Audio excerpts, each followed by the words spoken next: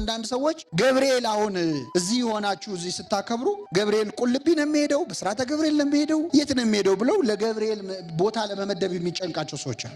የሚተቹናል። እመቤታችን ውጭ ሀገር ያለ ሰው እንዴት ትሰማዋለች ምን እያሉ ነፍሳቸው የምትጨነቅ ሰዎች አሉ። እግዚአብሔር ልቡና ይስጣቸው። ለመልአክ ሲጀመር ቁመቱ ምን ያህል እንደሆነ አንተ በምን አውቀ ነው? አንድ መልአክ ቁመቱ ወርዱ ረቂቅ ነው። እንግዲህ አንድ መልአክ በሰው አምሳል እንኳን ሲገለጹ እንኳን የሚገርማችሁ በክንፋቸው ከተማ የሚጋርዱ መላእክት አሉ። በክንፋቸው ብቻ አዲስ አበባም በአንድ ክንፉ ብቻ መጋረድ የሚችል ማለት ሲገለጥ ነው። ሊያው አንዱ መልአክ በየቦታው ባሉ ሰዎች ዙሪያ ምን ይላል? ገብርኤል እዚህም እዛም ያሉት ሰዎች ዙሪያ ይሰፍራል። ምን ይላቸዋል? ያድናቸዋል። ቅዱሳን መላእክት በሰው መዳን የተደሰቱ መዘምራን ናቸው። መላእክት አያገቡም አይጋቡም። እንደ ሰርግ ግን የሚደሰቱት አንድ ኃጢአተኛ ምን ሲል ነው? ንስሐ ሲገባ በሰማይ መላእክት ዘንድ ደስታ ይሆናል። የነሱ ሰርጋቸው ያንተ ንስሐ ነው። ይገርማል በእውነት። ተጠንቀቁ፣ ቃሉንም አድምጡ፣ ስሜ በእርሱ ላይ ስለሆነ ኃጢአት ብትሰሩ ይቅር አይልምና እንዳታስመርሩት እያለ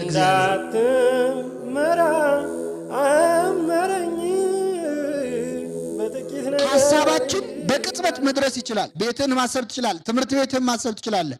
ቅዱሳን መላእክት ፍጥነታቸው የእኛን ሐሳብ ያህል ነው። ረቂቃን ናቸው። ሐሳባችንን ያህል ይፈጥናሉ። ህሊና ሰብን ያህል ቅዱሳን መላእክት ፈጣኖች ናቸው። ፈጥነው ይድረሱልን። ሌላው ቅዱሳን መላእክት ምሉአን አይደሉም። ምሉአን በሁሉ ምሉ በኩሉ የሚባል ማብቻ ነው። እግዚአብሔር ነው። በሁሉ የሞላ እግዚአብሔር ነው። በሁሉም ምሉአን ናቸው አንልም። በጸጋ ምሉአን ናቸው። በባህሪ ግን ምሉአን አይደሉም። እስኪ በሉ በጸጋ ምን ናቸው? ምሉአን ናቸው። በጸጋ እግዚአብሔር በሰጣቸው ጸጋ። በባህሪ ግን ምሉአን አይደሉም።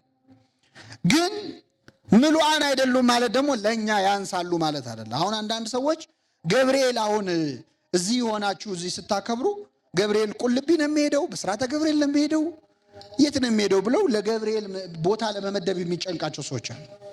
የሚተቹናል። እመቤታችን ውጭ ሀገር ያለ ሰው እንዴት ትሰማዋለች ምን እያሉ ነፍሳቸው የምትጨነቅ ሰዎች አሉ። እግዚአብሔር ልቡና ይስጣቸው።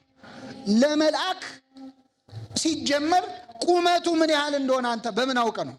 አንድ መልአክ ቁመቱ ወርዱ ረቂቅ ነው። እንግዲህ አንድ መልአክ በሰው አምሳል እንኳን ሲገለጹ እንኳን የሚገርማችሁ በክንፋቸው ከተማ የሚጋርዱ መላእክት አሉ። በክንፋቸው ብቻ አዲስ አበባም በአንድ ክንፉ ብቻ መጋረድ የሚችል ማለት ሲገለጥ ነው። ሊያው ካልተገለጡ ግን መልአክ ማለት ለምድር ለዚች መሬት ለምንላ ፕላኔት እጅግ በጣም ግዙፍ ነው።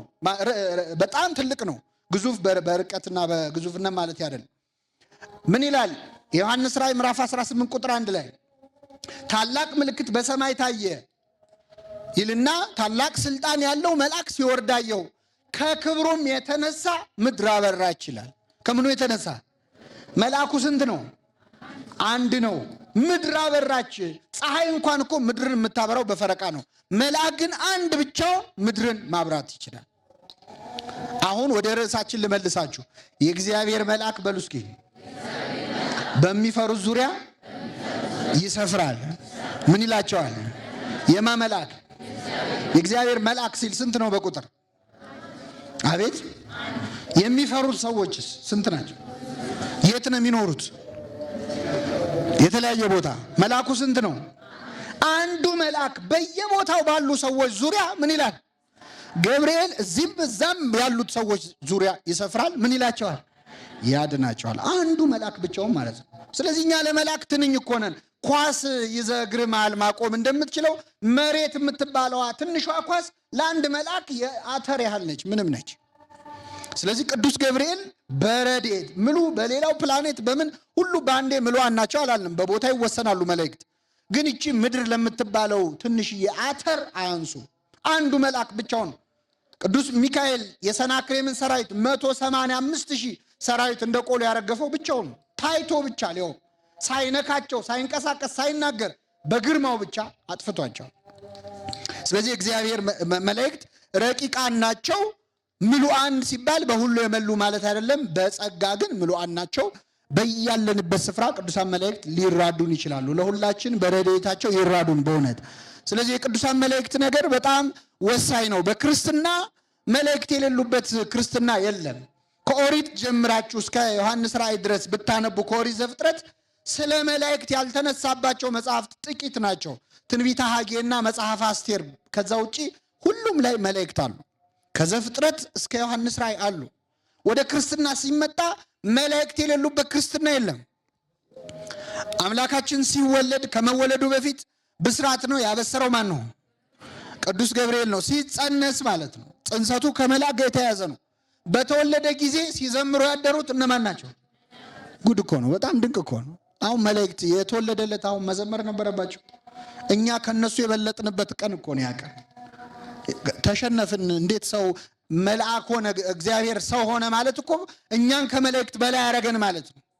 ግን ከፍቷቸው እንዴት እኛ ተበለጥን አላሉም። ከኛ በላይ ሰው ሲተኛ እነሱ ሲዘምሩ ነው ያደሩት ቅዱሳን መላእክት። ምቀኝነት የሚባል የለባቸውማ፣ በረከታቸው ይደረብ። ሲዘምሩ አደሩ። ስብሐት ለእግዚአብሔር በሰማያት አሉ። ለእግዚአብሔር በሰማይ ምን ይሁን? ምስጋና ይሁን፣ በምድርም ሰላም አሉ።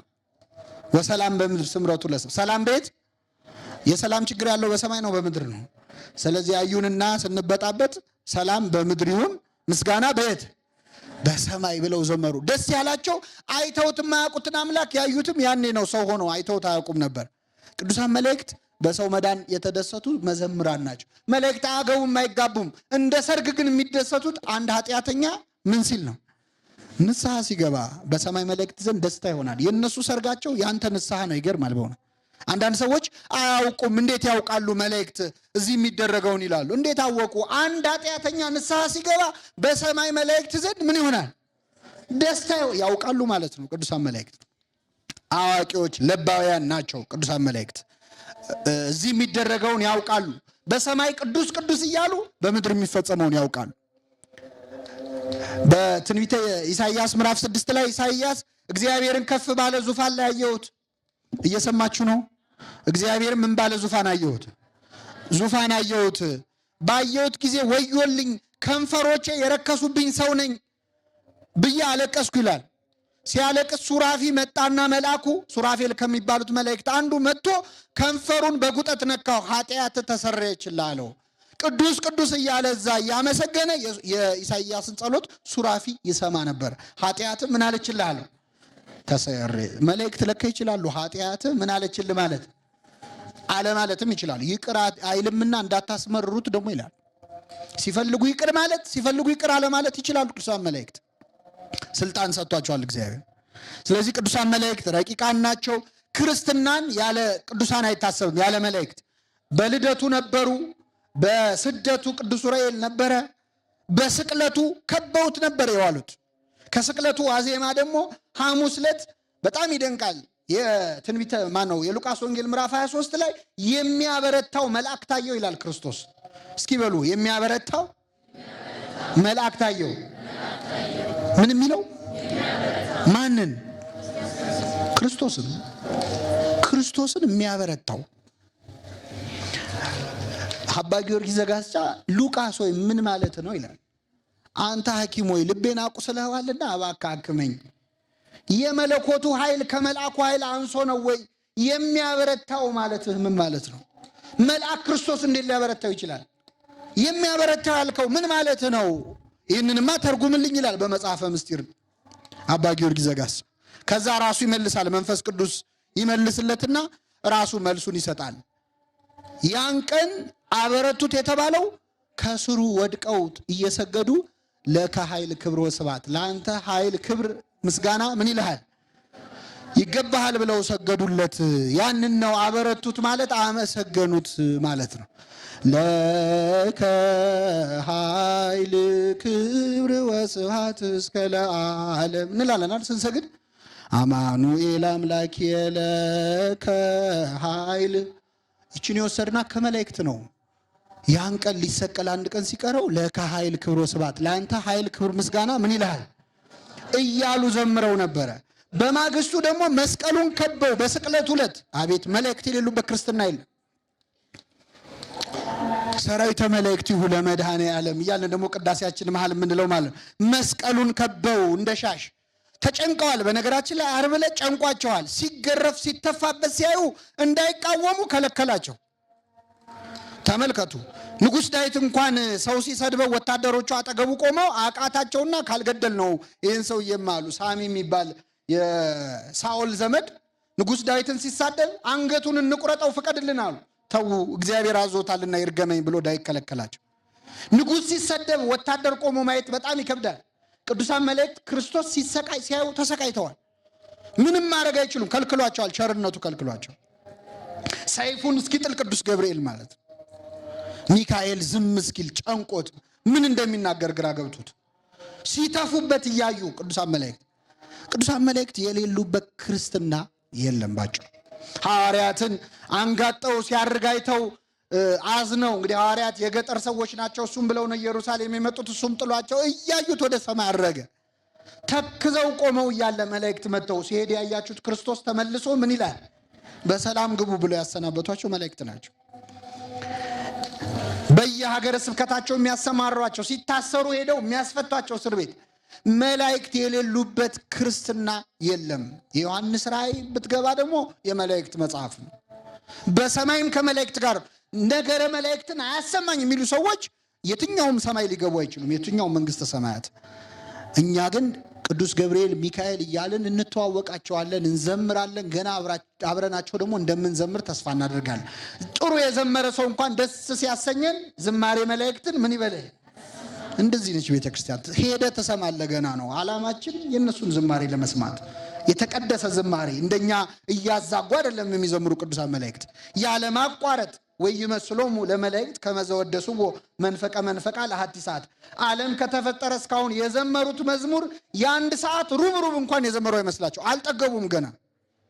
አሁንም ዘያፈትዎሙ ለመላእክት ያውጽቦ፣ መላእክት በምስጋና እንዲጎበኙት ያስመኛቸዋል ይላል ኪዳናችን። ዘምረው ገና መዘመር ያምራቸዋል። አመስግነው ሲደክማቸው ያመሰግናል። አኮቴቶም ረፍቶም አኮቴቶም፣ ረፍታቸው ምስጋናቸው ነው፣ ምስጋናቸው ረፍታቸው ነው። የእነሱን ዝማሬ ያሰማን። የማይሰለቹ መዘምራን ናቸው ቅዱሳን መላእክት፣ የማይደክማቸው ለእግዚአብሔር ማመስገን ደስ የሚላቸው። ቅድም እህቶቻችን ወንድሞቻችን ሲዘምሩልን ነበር። መላእክት ለእረኛ አይሉ ለምን አይሉ እየሄዱ ይዘምራሉ፣ ያቀርባሉ፣ ደስ ይላቸዋል። ምግባቸው መጠጣቸው ምስጋና ስለሆነ መታከት የሌለበት ምስጋና ማለት። ቅዱስ ያሬድ እንኳን አንዴ ሰምቶ መጥቶ አይደል ያጥለቀለቀ። ብንሄድ ምን ይሆን የምንሰማው? አንዴ ደርሶ መጥቶ ይህን ሁሉ ዜማ ይዞ ከመጣ እኛ እዛው ከኖር ምን ልንሆን ነው? በእውነት መሸከም ሁሉ ያቅታል። የመላእክት ዝማሬ ከቅድስና ጋር የሚዘመር 24 ሰዓት ማን ነው የሚዘምረው? 24 ሰዓት አያርፉም፣ ቀንና ሌሊት። እና የእነሱን ዝማሬ ያሰማን አምላካችን። የእግዚአብሔር መልአክ በሚፈሩት ዙሪያ ይሰፍራል። ምን ይላቸዋል? ያድናቸዋል የምትለውን እንመልከትና ይበቃናል። እንግዲህ ቅዱሳን መላእክት ያድናሉ። ምክንያቱም መጽሐፍ ቅዱስ የእግዚአብሔር መልአክ በሚፈሩት ሰዎች ዙሪያ ይሰፍራል። ምን ይላቸዋል? ያድናቸዋል። ስለምን እንግዲህ ምን እናድርግ? ተጽፎ ያገኘነውን ነው። መጽሐፍ ቅዱስ ቅዱሳን መላእክት ያድናሉ ይላል። እንዴት ያድናሉ፣ ከምን ያድናሉ የሚለውን ነው እንጂ ማጣራት። መላእክት ያድናሉ የሚል ግን የተጻፈ መጽሐፍ ቅዱሳዊ ቃል ነው።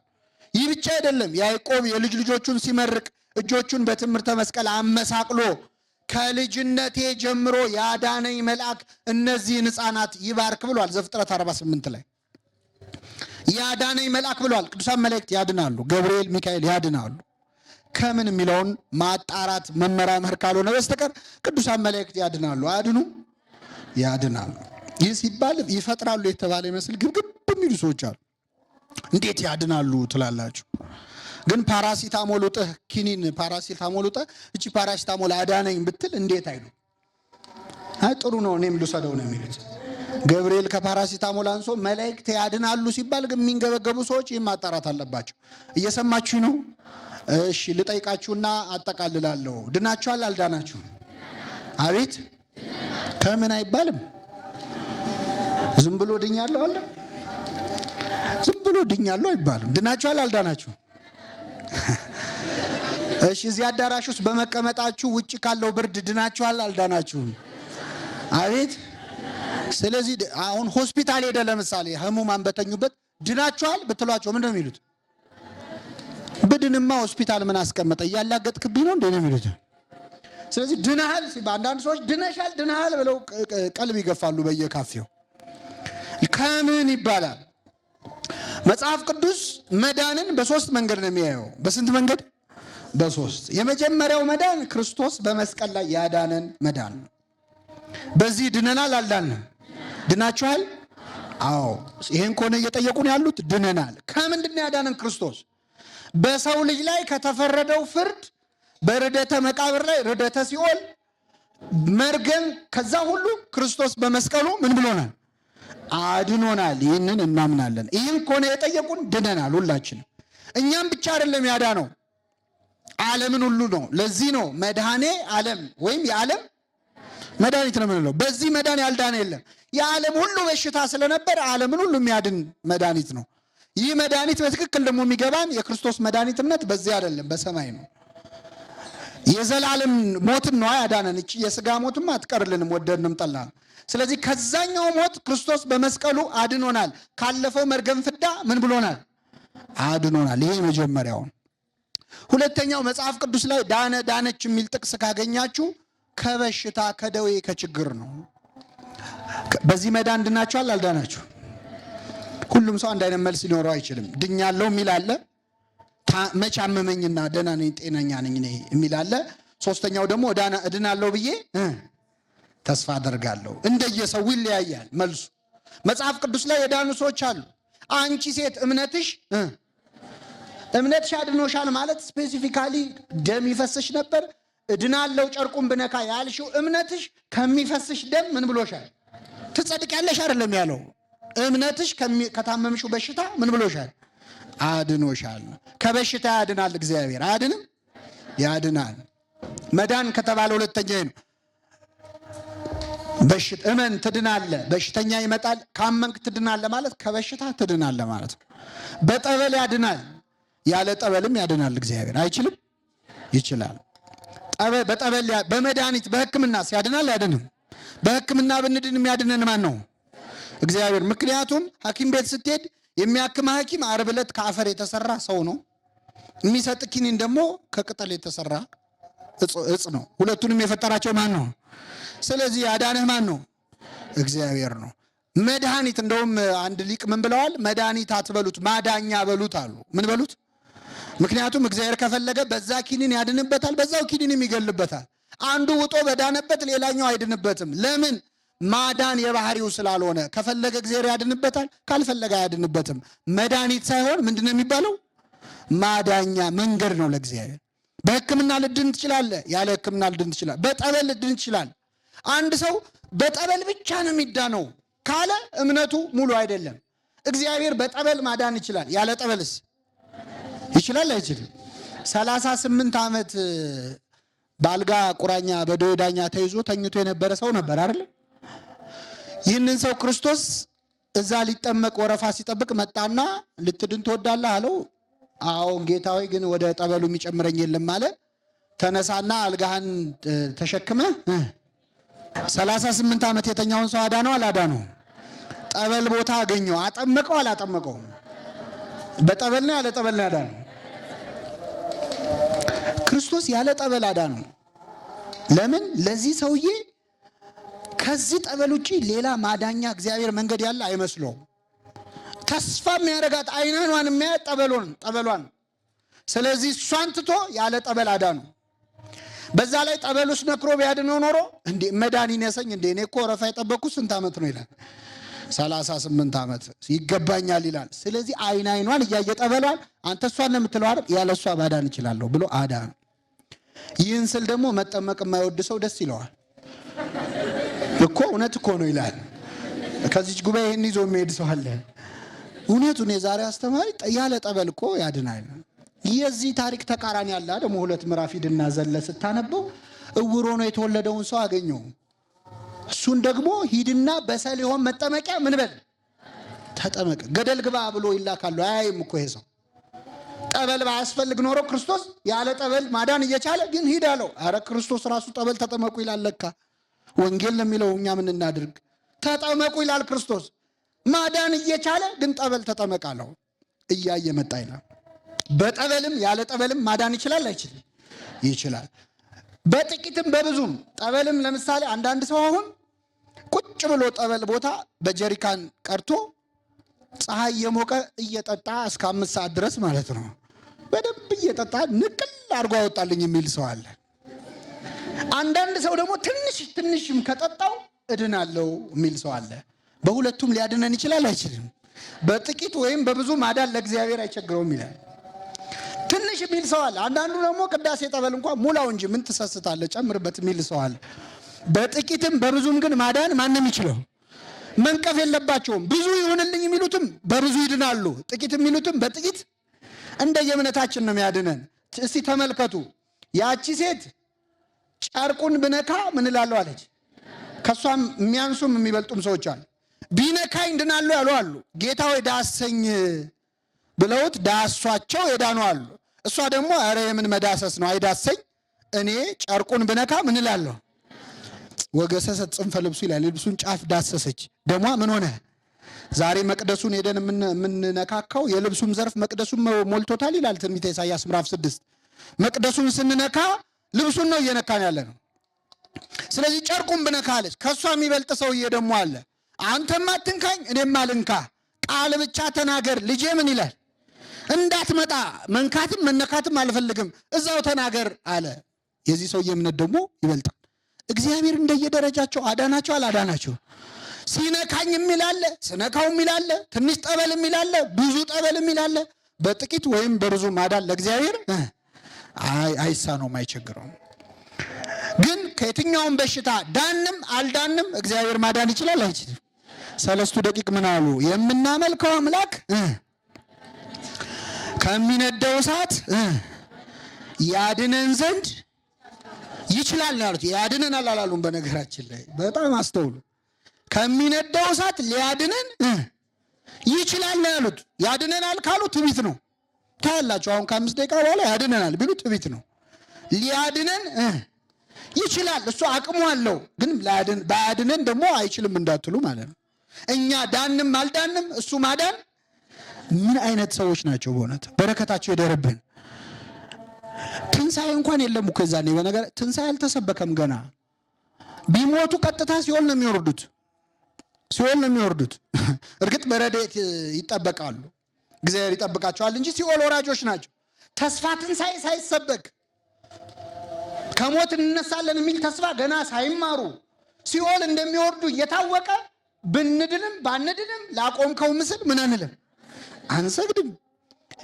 እኔ ዳንኩም አልዳንኩም እግዚአብሔር ያድናል ማለት የሚያስችል እምነት ይስጠን ለሁላችን።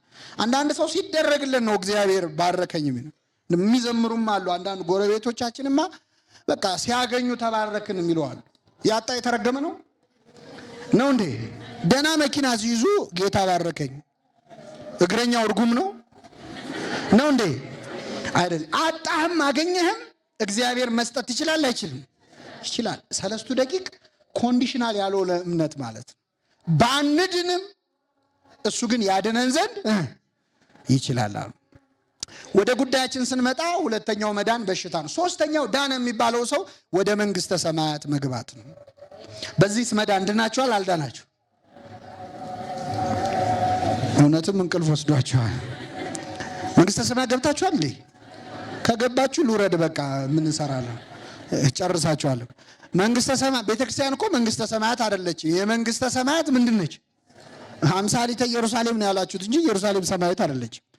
ስለዚህ እንገባለን ብለን ተስፋ እናደርጋለን። ገና ሁላችን እንዲህ እዚህ እንደሰበሰበን እዛም ይሰብስበን። አሁን ወደ ጉዳያችን ስንመጣ ቅዱሳን መላእክት ያድናሉ? አዎ ያድናሉ። ክርስቶስ በመስቀል ላይ ባዳነው ማዳን ነው ወይ? አይደለም። እሱንማ አኮ በመልአኩ አኮ በተንባል አላ ለሊሁ መጻ አዳነነ። በመልአክ አይደለም፣ በአማላጅ አይደለም፣ እሱ ራሱ መጣ አዳነን ይላል። መላእክት ሊያድኑን ቢችሉማ ድሮ ያድኑን ነበር። ነቢያት ቢያድኑ ኖሮ ያድኑን ነበር። እሱ ብቻ ሊያድነን የሚችለው ማዳን ስለሆነ መጣ፣ እዛው መስቀል ላይ ፈጸመው። በሱ መዳን ያዳነን ማ ብቻ ነው?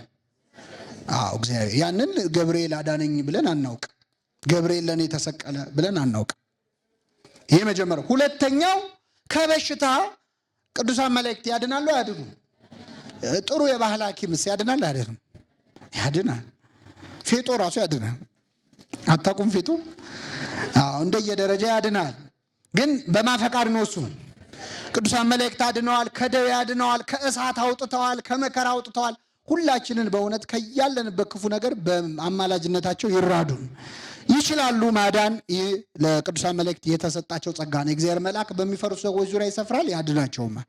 የመጨረሻው መንግስተ ሰማያት መግባት ነው። እሱን እንኳን መላእክት እግዚአብሔር ራሱ አንስቶ መንግስተ ሰማያት አይጨምርህም። የሱ ማዳን አለበት። የየራሳችሁን ማዳን በፍርሃትና በመንቀጥቀጥ ፈጽሙ ይላል። እኛም ደግሞ ማመን አለብን፣ መጠመቅ አለብን፣ ንስሐ መግባት አለብን፣ ስጋውን ደግሞ መቀበል አለብን። በምንችለው በጎ ነገር ለማድረግ እንሞክራለን። በእኛ ጥቂት በጎነት ላይ የማን ቸርነት ተጨምሮበት እንድናለን ብለን ተስፋ እንኳን እዚህ ምድር ላይ ሆነን ቀርቶ መንግስተ ሰማያት በር ላይ ቆመን ራሱ ድናችኋል ብትባሉ ቆይ ልግባ አንድ ጊዜ ጠብቀኝ ነው ማለት ያለባቸው። ድኛለሁ አይባልም። ምን ንጽደቅ እንኮነን በግራ እንቁም በቀኝ የሚያውቀው ማን ነው? እግዚአብሔር ነው። ግን መላእክት ይህንን ማዳን ምን ያደርጋሉ ካላችሁ ዕብራውያን 1:14 ላይ ሁሉ መዳንን የወርሱ ዘንድ ለማገዝ የሚላኩ መናፍስት አይደሉም ምን ይላል? ምን ለማድረግ የሚላኩ? ስለዚህ ያግዙናል፣ ያበረቱናል፣ ይጸልዩልናል፣ ያማልዱናል። ይችና መጠብቃት ይላሉ፣ ይኮተኩቱናል። ለኛ የሚችሉትን ያህል ይራዱናል። ሁሉ መዳንን እንዲወርሱ ለማገዝ የሚላኩ መናፍስት ናቸው። የመጨረሻ ነጥብ ላንሳና አበቃለሁ። ብዙ ጊዜ እኛ እንግዲህ ከሌሎች እምነት ሰዎች ጋር ስለምንውል በእነሱ ትግተጋና ጥያቄ ምክንያት የብዙ ኦርቶዶክሳውያን ከእውቀት ማነስም በራስ መተማመናቸው እየተሸረሸረ ይመጣና እነሱን ለማስደሰት ማይሆን ነገር የሚቀባጥር ሰው አለ። ቅዱሳን መላእክት ያድናሉ። ይህንን በሙሉ በእርግጠኝነት እንናገራለን። በጣም የሚገርመው ለመላእክት የሚባል ነገር ለሌላ ሲባል አይከፋቸውም። የሆነ ሰው አዳነኝ ብትል የማይቀየሙት መላእክት ሲባል እመቤታችን ሲባል ይንገበገባሉ። እና ቀለል ያለ ጥያቄ ልጠይቃችሁ፣ እየሰማችሁ ነው? ለምሳሌ ይሄ ቤተክርስቲያን የቅዱስ ገብርኤል ቤተክርስቲያን ነው። አንድ ሰው መጥቶ እዚህ ቤተክርስቲያን ተስሎ ጸልዮ ዳነ ከበሽታው። ይህንን ሰው ያዳነው ማን ነው? ገብርኤል ነው? እግዚአብሔር? አቤት እግዚአብሔር። እሺ ጥሩ ነው።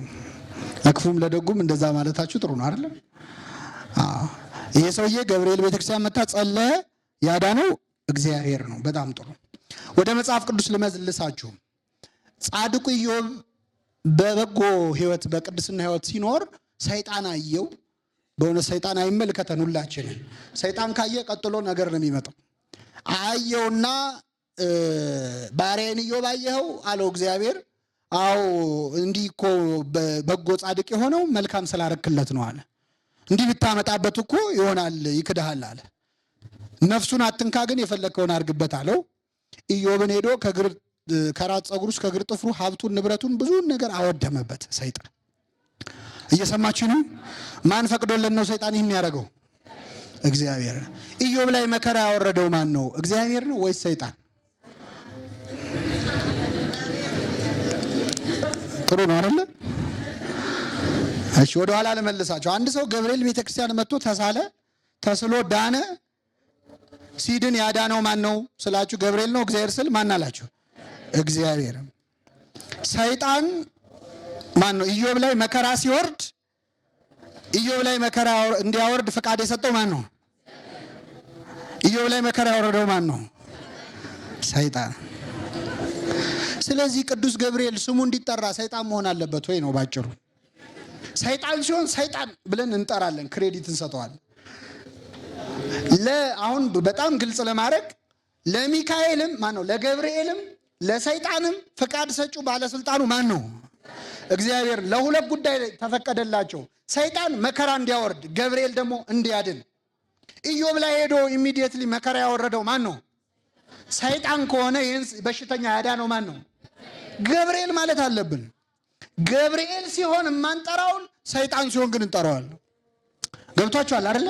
ስለዚህ እኔ በጣም የሚገርመኝ ገብርኤል አሁን በየቦታው ላሉ ሰዎች ይደርሳል የሚሉ ሰዎች፣ ሰይጣን ሲሆን ግን በየቦታው ያሉ ሰዎችን ይፈትናል እንዴ ይላሉ አይሉ።